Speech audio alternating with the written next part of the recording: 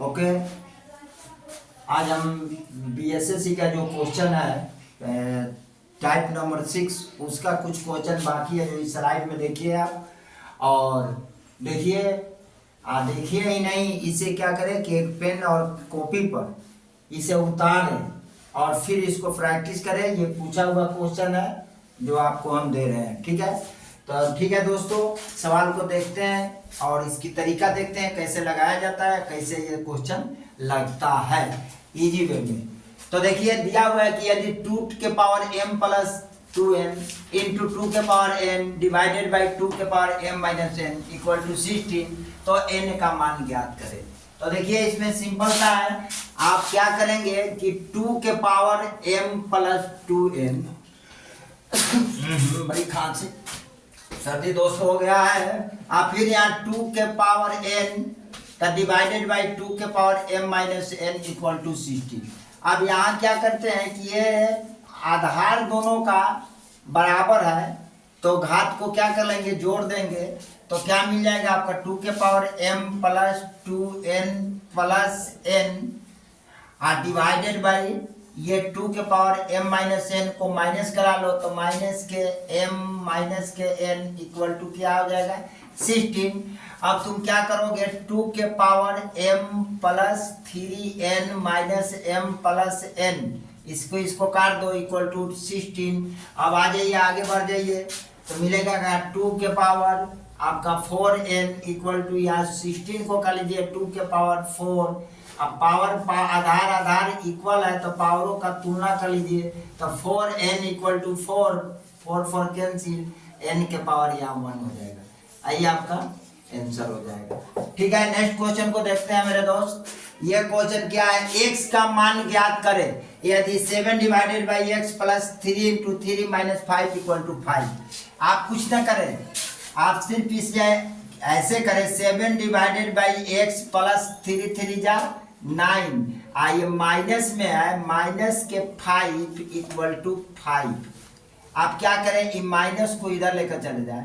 आइए ये सब या इसको माइनस कर लो, तो 7 डिवाइडेड बाई x प्लस यहाँ क्या हो जाएगा 4 इक्वल टू 5। अब ये 4 को इधर लेकर चले जाओ, तो 7 divided by x equal to क्या हो जाएगा 5 माइनस 4।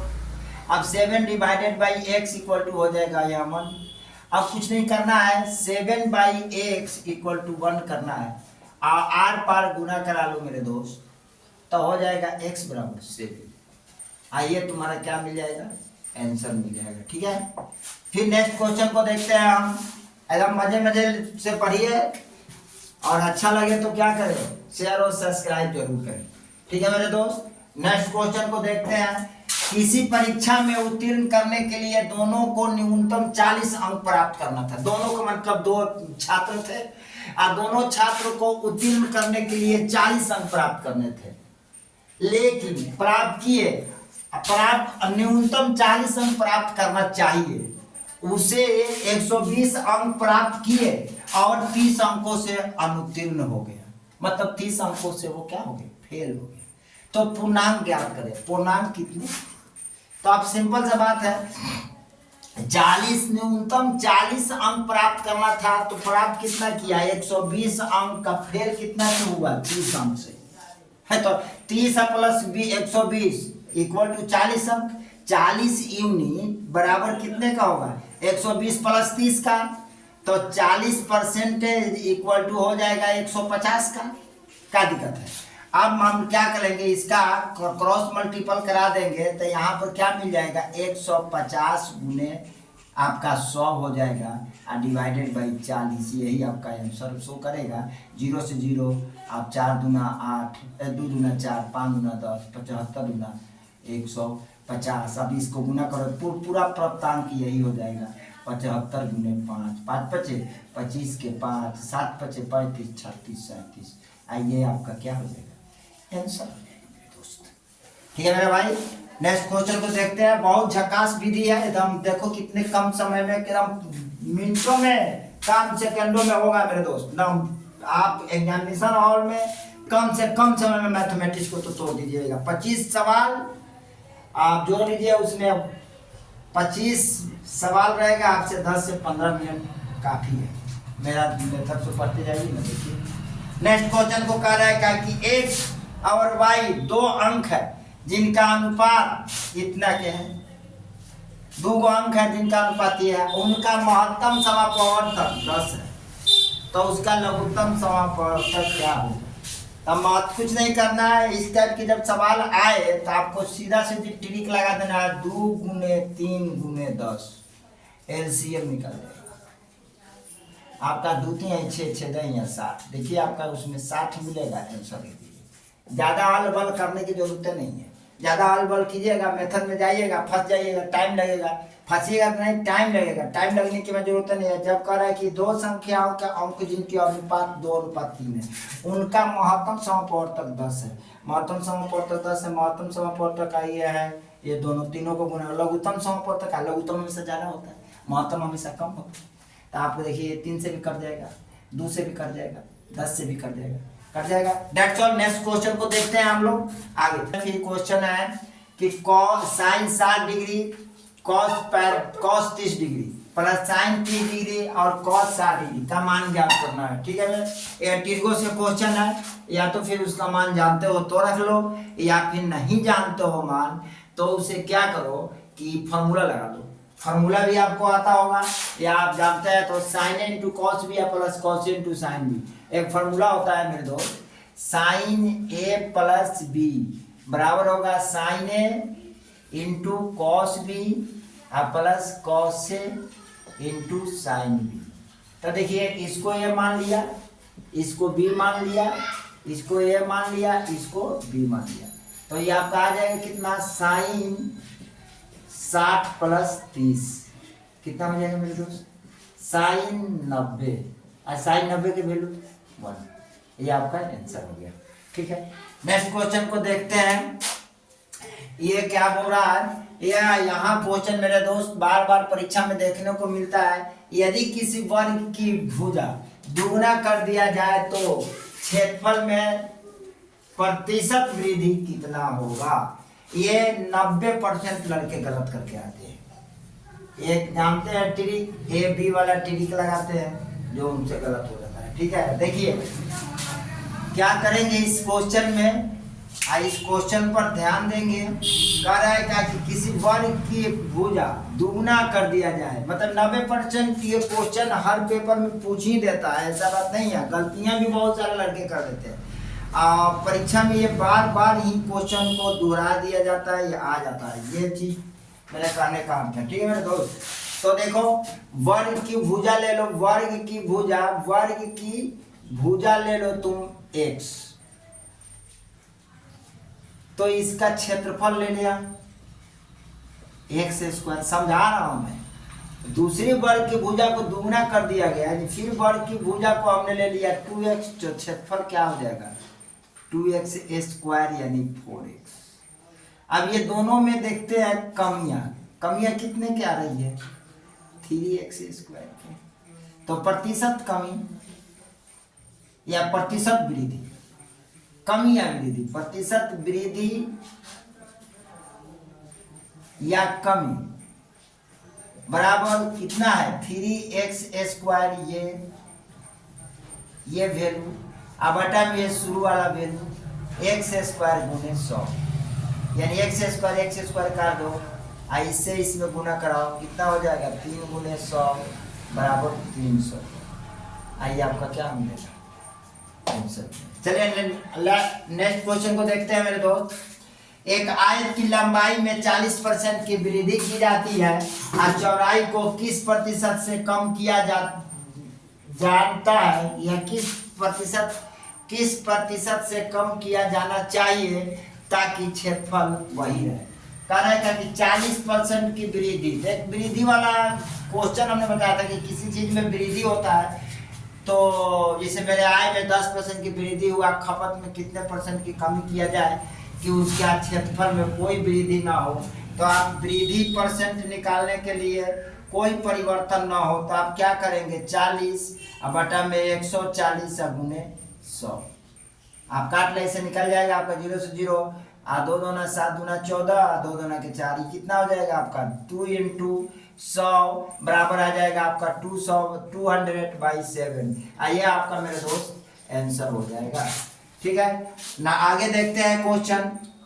एक ट्रेन 65 किलोमीटर प्रति घंटा की गति से चल रही है। यह 12 सेकंड में 5 किलोमीटर की गति से ट्रेन की गति की दिशा में चलने वाला एक व्यक्ति को पार करती है, तो ट्रेन की लंबाई ज्ञात करें। कह रहा है कि एक ट्रेन जो चल रही है 65 किलोमीटर प्रति घंटा की गति से चल रही है और 12 सेकंड बाद एक व्यक्ति जिसका स्पीड यानी जो 5 किलोमीटर प्रति घंटे की चाल से ट्रेन की दिशा में ही चल रहा है, तो ज्ञात करना है ट्रेन की लंबाई क्या है। तो देखिए, जब यहाँ पर एक ही दिशा हो, दिशा एक हो, तो चाल को घटा देते हैं। चाल को क्या कर देते हैं, चाल को माइनस कर देते हैं, घटा देते हैं। अगर दिशा एक ही हो तो क्या एक ही हो, दिशा एक ही हो तो दिशा एक हो तो चाल को माइनस कर देते हैं। तो यहाँ 65 - 5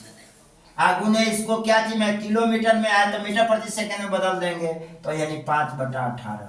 आगुने क्या करेंगे, ट्रेन कितने सेकंड में पार कर रहा है, 12 सेकंड में गुने 12। ये आपका हो जाएगा किसका, ट्रेन की लंबाई। ट्रेन की लंबाई हो जाएगा मेरे दोस्त। अब देखिए, ये 65 में से इसको घटा देंगे 5 तो 60 मिल जाएगा। आगुने 5/18 आगुने आपका कितना हो जाएगा 12। चलिए 6 दूना 12, 6 3 18, 20 3 60, 20 5 100, 100 गुना 6 दूना 12, 6 3 18, आज 20 3 60, 20 5 100, 100 गुना 200, यानी ट्रेन की लंबाई आपका 200 मीटर हो जाएगा मेरे दोस्त। यही आपका क्या हो जाएगा, आंसर हो जाएगा। ये आपका 200 मीटर ट्रेन की लंबाई हो जाएगा। ठीक है, नेक्स्ट क्वेश्चन को देखते हैं। देखते, एक व्यक्ति अपनी आय का 80% खर्च करता है। यदि उसकी आय में 20% की वृद्धि हुई है और उसकी व्यय में 10% की वृद्धि हो जाती है, तो उसकी बचत में कितने प्रतिशत की वृद्धि हो जाती है। ये सवाल देखना है मेरे दोस्त। एकदम आसान तरीका है, आप देखिए इसको। इसमें कुछ मानने होने की कोई जरूरत नहीं है, एक्स कुछ नहीं मान ली। लेट कर लीजिए, हम 100% पर ही निकाल लेते हैं। मान लीजिए 80% खर्च है, तो 100 रुपया में 80 रुपया खर्च, यानी 100 रुपया इसका इनकम हुआ, इनकम। तो खर्च कितना है, खर्च मान लेते हैं कितना, 80 रुपया। अगर 100 रुपया इनकम तो खर्च 80 रुपया। तो बचत कितना है, बचत ले लेते हैं मेरे दोस्त। बचत लेते हैं कितना, 100 रुपया में 80 रुपया खर्च कर दिया, बचत कितना हो गया, 20 रुपया। 20 रुपया बचत हो गया। यदि उसकी आय में 20% की वृद्धि हो जाती है, ये इसकी आय हो गया, मान लो इनकम है, ये इसकी आय हो गया। आय में अगर 20% की वृद्धि हो गई, मान लो कि प्लस 20% की वृद्धि हो जाती है, तो आय कितना हो गया, 120 रुपया हो गया, 120 रुपया हो गया। अब क्या बता रहा, वृद्धि हो गई और उसकी व्यय में 10% की वृद्धि हो जाती है। व्यय मतलब खर्च, व्यय में 10% की वृद्धि, इसमें 10% की वृद्धि हो जाती है, यानी 80 का 10% कितना हो जाए, 8 रुपया, यानी 90 9 72 रुपया, 0 0 0 0, यानी इसमें 72 11 88 रुपया हो जाएगा, यानी ये 88 रुपया हो जाएगा। कैसे, 80 का 10% 110/100 निकालो, 0 0 0 0, 88 88 रुपया हो गया। 120 रुपया इनकम हुआ, खर्च बढ़ गया, 88 रुपया हुआ। तो बोल रहा है कि उसकी बचत में क्या वृद्धि होगी, ये बचत की वृद्धि निकालनी है, ये वृद्धि निकालनी है। आप समझ लो, खर्च तो इतना हो गया, तो इससे इसमें बचत कितना है, बचत इससे निकालो। ये इनकम हो गया, ये खर्च हो गया, तो बचत क्या मिलेगा, तो इनकम पर माइनस खर्च, तो बचत कितना, 10 में से 8 गया 2, और 11 में से 8 गया 3, 32 रुपया इसके बचत हो गया। 32 में बचत हो गया, तो इन दोनों में देखो अंतर कितना क्या है, इन दोनों में अंतर है 12 रुपया के। तो 12%, तो 12 बटा में ये 20 गुने 100, यानी कई परसेंट की वृद्धि, 20 पंचे 100, यानी 12 गुने 5, 12 पंचे 60% की इसकी वृद्धि हो गई। आइए आपका क्या हो गया, आंसर हो गया।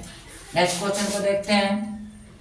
एक व्यक्ति ने इतने रुपया आंशिक रूप से 6% की दर पर और शेष 5% के दर पर 2 साल के लिए साधारण ब्याज पर निवेश किया। शेष 5% के दर पर 2 साल के लिए साधारण निवेश किया।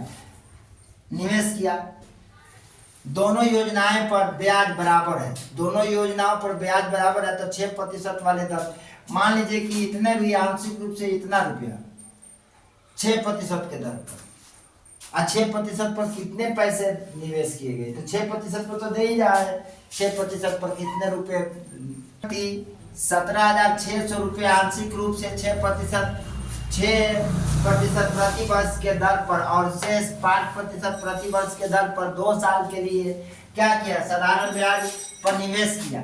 दोनों योजनाओं पर ब्याज बराबर हो तो उन्होंने 6% पर कितने पैसे निवेश किया। ठीक है, क्वेश्चन ये है, आपको ये देखना है 6%, मान लो कि ये दो व्यक्ति हैं, ए है और यहाँ बी है। ठीक, ए का 100 रुपया, बी का वाई मान लो, 6% 2 बरस, ये 2 बरस, तो कितना हो जाएगा, इसका गुना करा लो, तो 6 दूना 12%, 12% बराबर 5% शेष का 2 साल, तो कितना हो जाएगा, आप यहाँ से गुना करा लो, तो 5 दूना 10%, परसेंट से परसेंट हटा दो, 6 दूना 12, 5 दूना 10, x बटा वाई, इसको नीचे ले आओ, बराबर 5/6, यानी इसका 6, 5, इसका 6, दोनों का सम कर लो, कितना होगा, 11x इक्वल टू कितने के लिए, ये इस अमाउंट के लिए, ये आंशिक रूप से था, एक व्यक्ति ने इतने रुपए आंशिक रूप से 6% के दर पर और शेष को 5% के दर पर, यानी टोटल रुपया यही था, इतने रुपये थे, यानी इतना रुपया था। ठीक है, तो 11 कम 11, 11 6 66, 1600 रुपया x बराबर हो जाएगा। अब कह रहा है 6% पर कौन था, 6% पर ये था, तो 6% के लिए वैल्यू कितनी होगी, ये 6% के लिए है और ये 5% के लिए, तो 6% के लिए हम इसको ले लेंगे, इसकी वैल्यू 5x बराबर 16 गुने 5, यानी 16×5 80, 8,000 रुपया इन्होंने निवेश किया। बात समझ में आ गया होगा, यहाँ पर हमने डायरेक्ट करा दिया, यहाँ मल्टीपल करा लो और क्या, खत्म हो गया। बचेगा नेक्स्ट क्वेश्चन को देखते हैं मेरे दोस्त। एक 2 अंक की संख्या है, उन दोनों अंकों को आपस में बदल कर प्राप्त संख्या के बीच का अंतर 81 है, तो उस संख्या के अंकों के बीच का अंतर क्या होगा। कह रहे हैं कि 2 अंकों की एक संख्या ले लेते हैं, तो 2 अंकों की संख्या लेते हैं, तो मान लो इसको अब समझाने बुझाने वाली बात बहुत क्या है कि दहाई का अंक ले लो, दहाई का अंक इक्वल टू लो x, इकाई का अंक ले लो y, और संख्या इक्वल टू ले लो 10x + y। करेगा एक संख्या उन दोनों के अंकों को आपस में बदल दे, एक संख्या 10x - y, या इन दोनों को अंकों को आपस में बदल दो, यानी 10y - x, और उनके अंतर